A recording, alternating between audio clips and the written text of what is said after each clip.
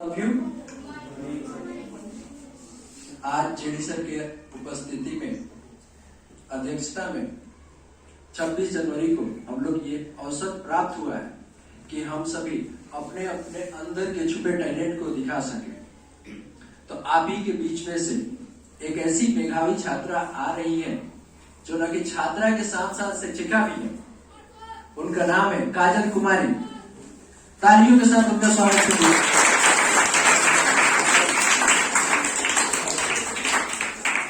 साथ में scout clapping के साथ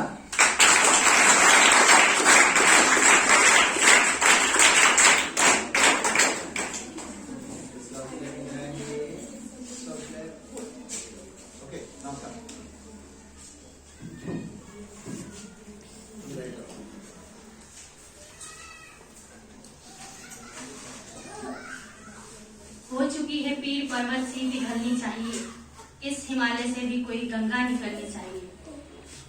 हो कहीं भी आग पर वो आग जलनी चाहिए।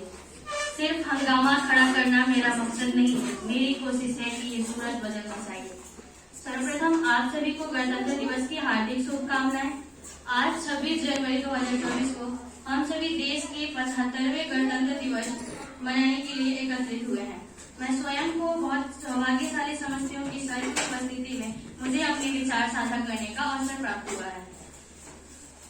गणतंत्र दिवस मनाने का अभिप्राय सिर्फ ध्वजारोहण करना या फिर खुशियां मनाना, मिठाई खाना नहीं होता है। इसके पीछे एक जुड़ा महत्वपूर्ण प्रसंग है कि जब हम गणतंत्र दिवस मना रहे हैं तो हम सभी मिलकर भारत के नागरिक होने के नाते ये संकल्प लें कि जो गणतंत्र भारत जो गणतांत्रिक देश है उसकी जो मूल संवेदनाएं हैं जैसे कि स्वतंत्रता, समानता, बंधुत्व, भाईचारा, एकता, अखंडता को सुदृढ़ करें।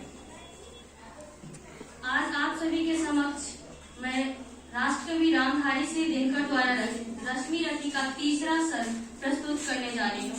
इस कविता की रचना 1952 में उस समय हमारे देश की स्थिति काफी दयनीय थी। हाल ही में हमारा देश आजाद हुआ था और कुछ समय ही हुआ था जब हम लोग संविधान का निर्माण कर पाए थे।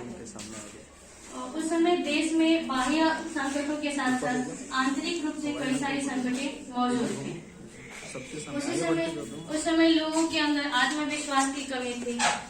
रामधारी सिंह दिनकर द्वारा रचित रश्मि रथी का तीसरा शर लोगों में आत्मविश्वास को पैदा करने के लिए रचा गया था। रश्मि रथी का प्रसंग महाभारत से लिया गया है, परंतु वो आज भी उतना ही प्रासंगिक है।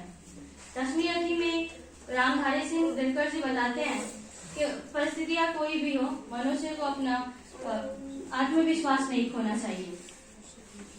तीसरे सर्ग में बताया गया है कि जब पांडव 12 वर्ष का वनवास और 1 वर्ष का अज्ञातवास पूरा करके आए तो शर्त के अनुसार उन्हें उनका राज्य वापस मिल जाना चाहिए, परंतु कौरव राज्य देने के लिए तैयार नहीं थे। इसी संबंध में बात करने के लिए श्री कृष्ण हस्तिनापुर आए और वहीं से इस कविता का शुरुआत होती है। वर्षों तक वन में घूम घूम बाधा विघ्नों को झूम झूम साधु खाम पानी पत्थर पांडव आए कुछ और निखर। सौभाग्य न सब दिन सोता है, देखिए आगे क्या होता है। मैत्री की राह बताने को, दुर्योधन को समझाने को, सबको सुमार फैलाने को, भीषण विध्वंस बचाने को भगवान हस्तिनापुर आए, पांडव का संदेश आ रहा। तो न्याय अगर तो आधा दो, पर इसमें भी यदि बाधा हो तो दे दो केवल 5 ग्राम। रखो अपनी धरती तमाम, हम वही खुशी से खाएंगे, परिजन पर असीना उठाएंगे। दुर्योधन वह भी दे न सका, आशीष समाज के लिए न सका, उल्टे हरि को बांधने चला, जो था असाध्य साधने चला। जब नाश मनुष्य पर छाता है, पहले विवेक मर जाता है। हरि ने भीषण हुंकार किया, अपना स्वरूप विस्तार किया, डगमग डगमग दिग्गज डोले, भगवान कुपित होकर बोले, जंजीर बढ़ा के साथ मुझे हाँ हाँ दुर्योधन बांध। यह देख गगन मुझमें लय है, यह देख कौन मुझमें लय है, मुझमें लय है झंकार सकल, मुझमें लय है संसार सकल। अमृत को फूलता है मुझमें, झंकार झूलता है मुझमें। उद्याचल मेरा दत्त भार, भूमंडल बक्षस्थल विशाल। भुजपाली दिबंध को घेरे हैं, मैनाक मेरु पग मेरे हैं। दीप्ति जोगरा नक्षत्र निकट सब है मेरे मुख के अंदर। देखो तो दृश्य अकांड देख मुझ में सारा ब्रह्मांड देश शतकोटि सूर्य शतकोटि चंद्र शतकोटि सरिता सरसिंधु मंद शतकोटि विष्णु ब्रह्मा महेश शतकोटि विष्णु जलपति धनेश शतकोटि काल शतकोटि रुद्र शतकोटि दंडधर लोकपाल जंजीर बढ़ा के साथ मुझे हाँ दुर्योधन बाग मुझे भूलोक अतल पाताल देख गत और अनागत काल देख यह देख जगत का आदि सृजन यह देख महाभारत करण मृतकों से पटी हुई भू है पहचान इसमें कहाँ तू है अंबर में कुंतल जाल देख पद के नीचे पाताल देख मुट्ठी में तीनों काल देख मेरा स्वरूप विकराल देख सब जन्म मुझी से पाते हैं फिर लौट मुझी में आते हैं जीवा से करती है ज्वाद सगल सांसों से पाता है जन्म पवन प्रजाति मेरी दृष्टि इधर हंसने लगती सृष्टि उधर मैं जमी मुदता हूँ लोचन छा जाता चारों ओर मरण बांधने मुझे तू आया है जंजीर बड़ी क्या लाया है यदि मुझे बांधना चाहे मन तो पहले बांध अनंत गगन सुने को साध न सकता है वह मुझे बात कर सकता है हित वचन नहीं तूने माना मैत्री का मूल्य न पहचाना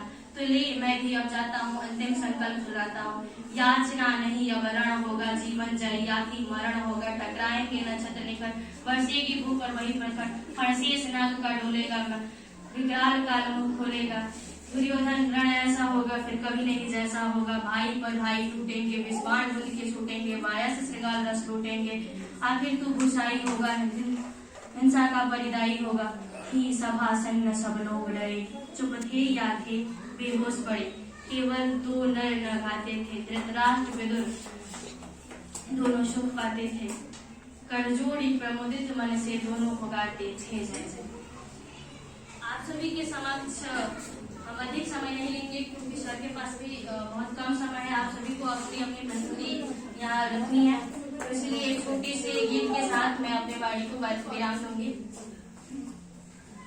जब जीरो दिया मेरे भारत ने मेरे भारत ने दुनिया को तब गिनती आई तारों की भाषा भारत ने दुनिया को पहले सिखलाई देशाना दशमलव भारत तो इंसान पे जाना मुश्किल था धरती और चांद की दूरी का अंदाजा लगाना मुश्किल था सभ्यता जहाँ पहले आई पहले जन्मी थी जहाँ बिछड़ा अपना भारत वो भारत है जिसके पीछे संसार चला आगे बढ़ा बढ़ता ही गया भगवान करे और बढ़े बढ़ता ही